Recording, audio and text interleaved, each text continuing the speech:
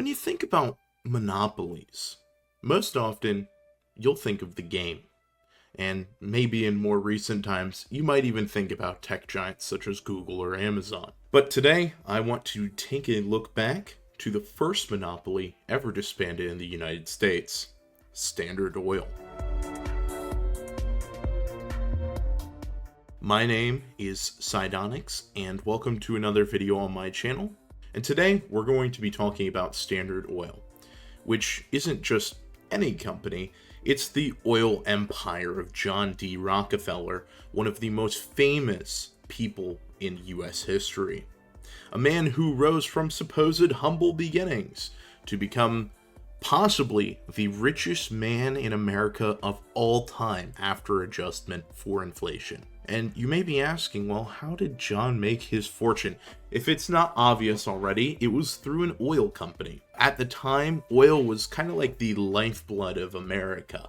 It lit homes, fueled machines, greased the gears of America's rapid expansion, and fueled the trains that allowed us to transport goods all over the country. Rockefeller saw the current chaos of the oil industry and how split apart it was, and decided to take advantage of that. What he started to do was put his oil prices much lower than the competition, and once the competition couldn't keep up after their loss of profits, Rockefeller would essentially buy them out. And over time, Rockefeller kept doing this and doing this. Not only was he just buying out other companies, he was doing under the table deals with train companies in order to ship his oil at a far cheaper price to keep his margins still high, even though he had these cost-cutting prices. But eventually, he came to control over 90% of the oil market. I mean, that's not just huge. It's not like Google. This is on a far larger scale. He was the oil industry.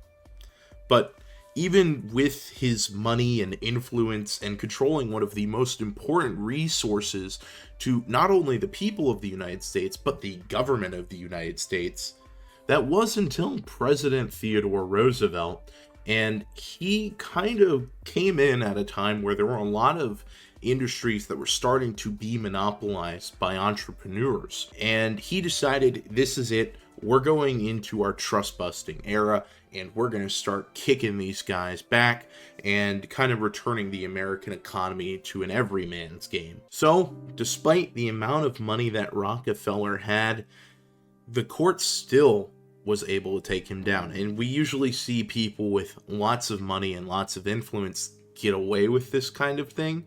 As of right now, I still don't see any action on the Google front, because all Google has to do is say, all right, fine, we'll shut down our search engine, we'll shut down everything else that we do, we'll fully disband, but that's going to heavily crash your market. That's what Google would do. But in this case, the government essentially took possession of the company and sold off its parts.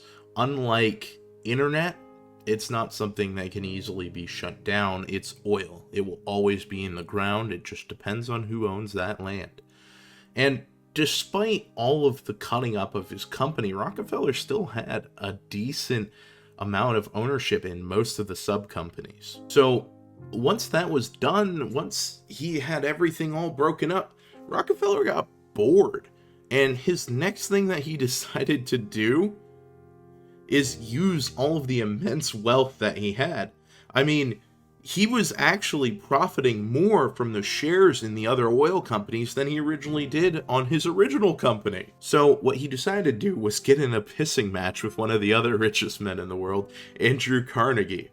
That's why you'll see places like Rockefeller Hall or Carnegie Hall, because both of them wanted to have their name on every single thing and wanted to donate the most money to charity that they could.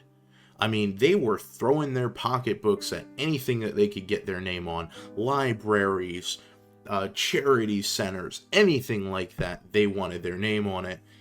And in the end, it can be argued either way, that either one. I personally tend to believe that Carnegie kind of won.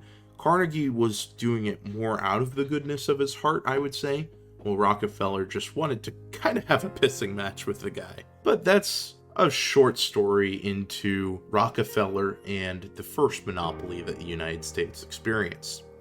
Will the same hold true with Google and Amazon? Well, we have yet to see. Despite much news in the Google case, there hasn't been much action. And I believe that's simply due to the holdup of, well, how do you split Google up?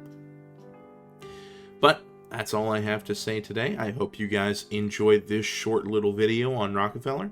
If you want me to continue these sort of like history deep dives, let me know down in the comments below. Leave a like on the video and subscribe to the channel. Trying to hit 1K at some point, so anything helps. Other than that, you have a nice day.